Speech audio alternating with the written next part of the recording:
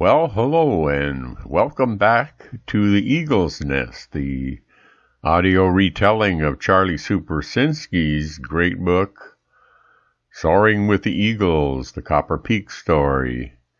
And we are in episode number 28, which may be the final or next to final episode of the Eagle's Nest before Charlie Supersinski, the author, provides us with his epilogue to the whole journey we've been on about skiing, ski jumping, cross-country skiing, and now we're in part 9 of Charlie's book, which is titled The Gogebic Range, a Mecca for Winter Sports. And as we know, a Mecca is a place that attracts people who have like interests or just have a curiosity of what goes on in kind of a remote area of the United States in the wintertime and in the summertime. So Ironwood has not been doing much in the way of mining as it started back at the turn of the century.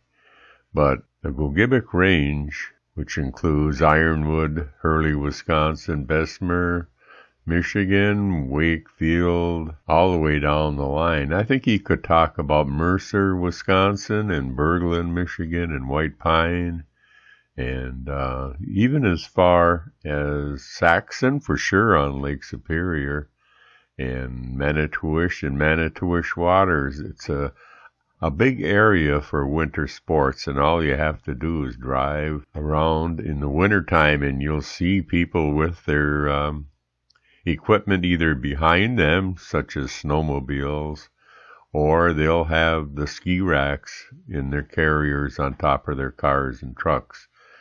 And in the summertime, the ski racks are replaced by racks for kayaks and canoes and trailers with boats on them. So you're talking about a Mecca for winter sports and a Mecca for all kinds of activities all year long. But first, let's talk about the annual dog races.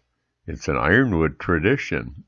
A tradition of annual dog races was started in the early 1900s, perhaps sooner, and became a regular part of the winter scene. The dog race sponsors, however, periodically included a second component of the Nordic skiing, namely cross-country ski races. This was usually limited to boys less than 15 years of age. One of the first dog races on record occurred on February 27, 1904, under the banner of Annual Dog Derby. 15 dogs were entered, and an assortment of cash prizes were awarded. The event was usually followed with a apple and penny shower, in which sponsors tossed as many as several cases or barrels of apples and as many as 1,000 pennies to eagerly waiting youngsters. This was often done from the lower balcony of the St. James Hotel in Ironwood to perhaps hundreds of youngsters below on the sidewalk. It was a tradition that would last many years. There were many variations to the dog races over the years. Most often there were 2 classes depending on the size of the dog, but some events had 3. Occasionally there was a single free-for-all event, and it was difficult to keep the dogs from fighting.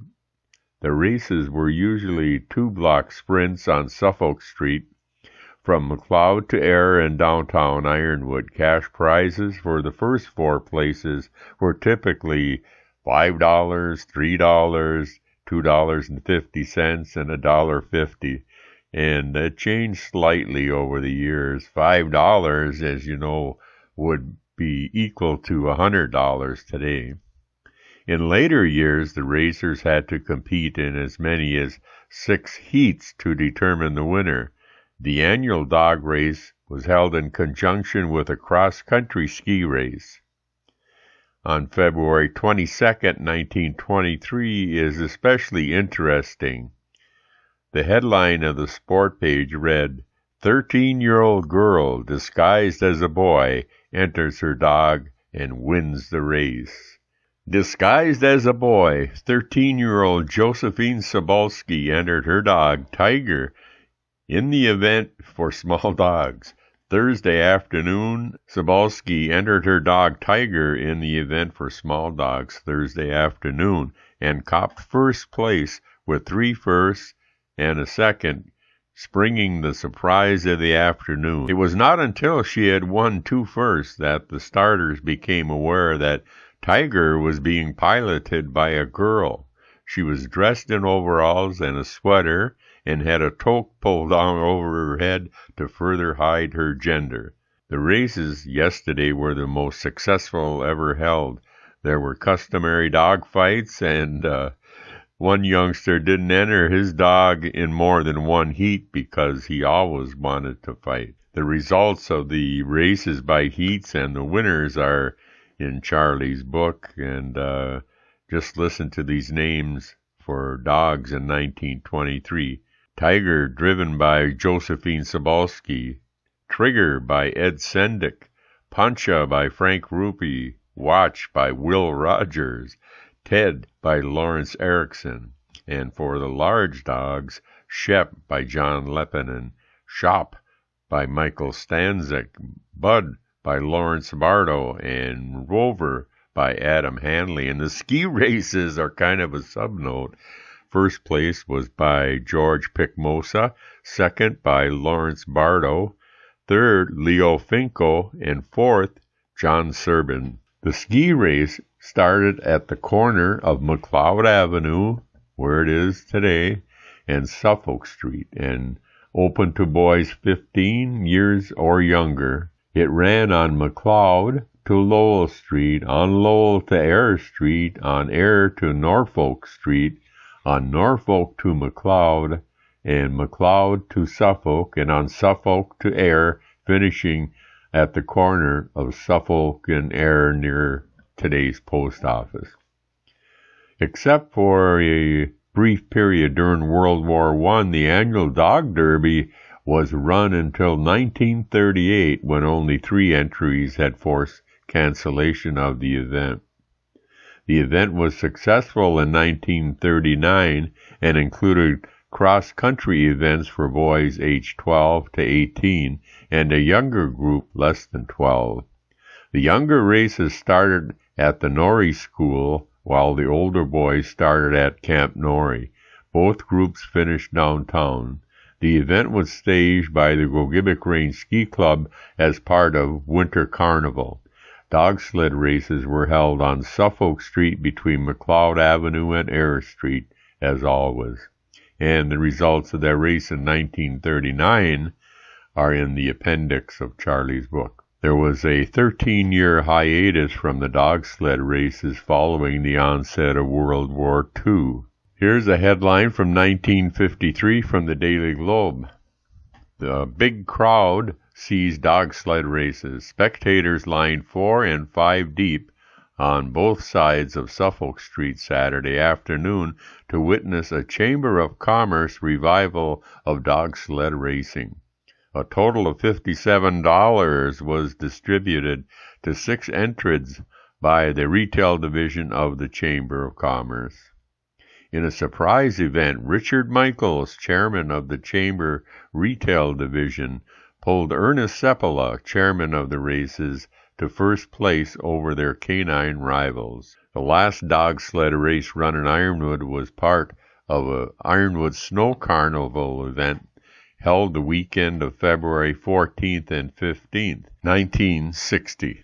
The event also included a ski jumping tournament at Quarry Hill sponsored by the Gogebic Range Ski Club. That headline in 1960 said, "Dog races attract crowd."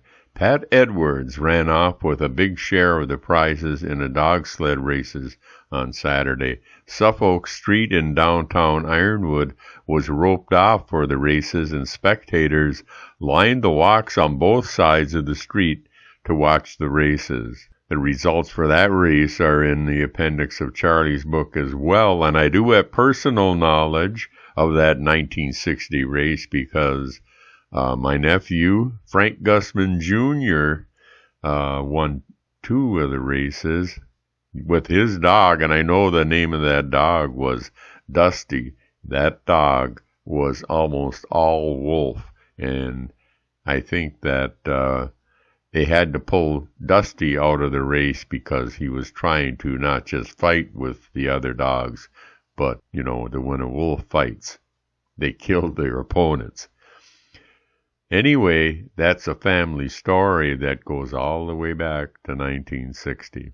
Nordic skiing, ski jumping, and cross-country races were held long before ski jumping ever got started. But such races began to appear first as part of the local jumping competitions and later as part of the National Ski Association's annual meets.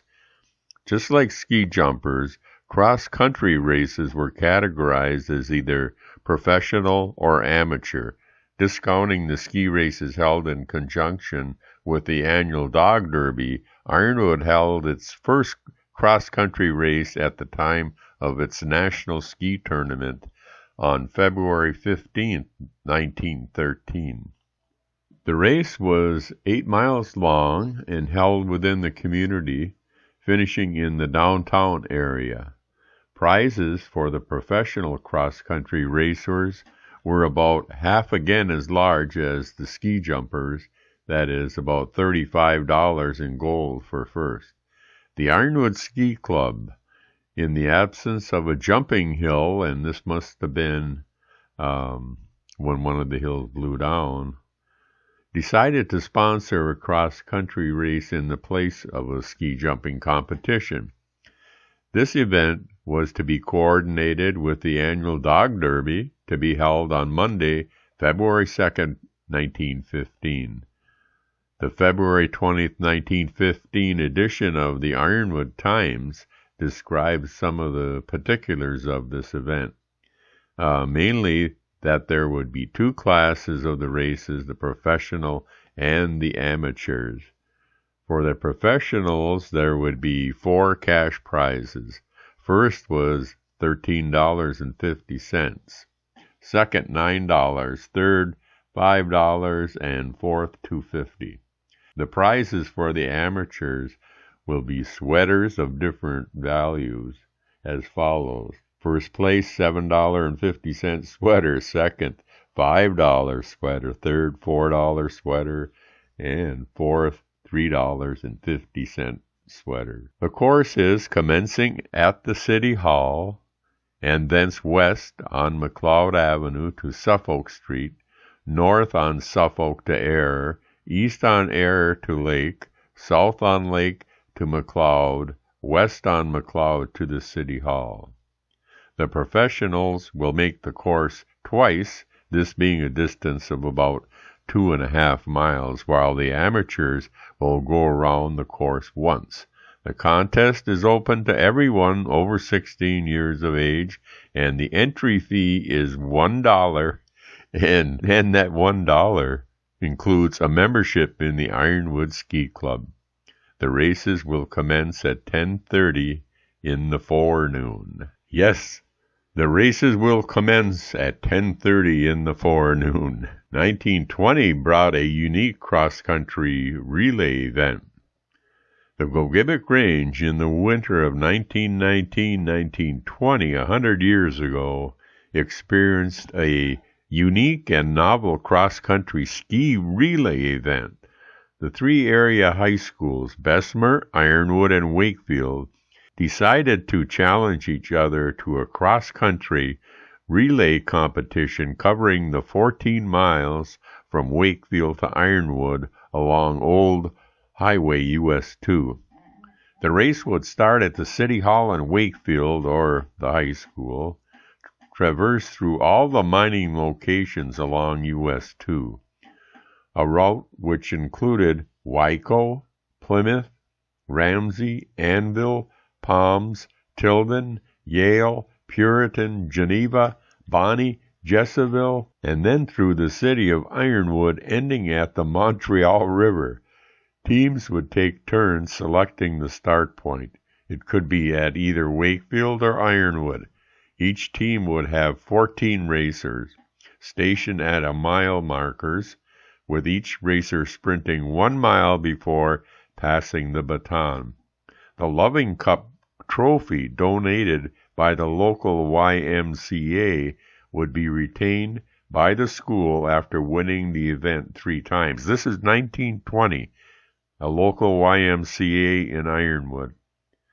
A high school relay event was held each year starting in 1920.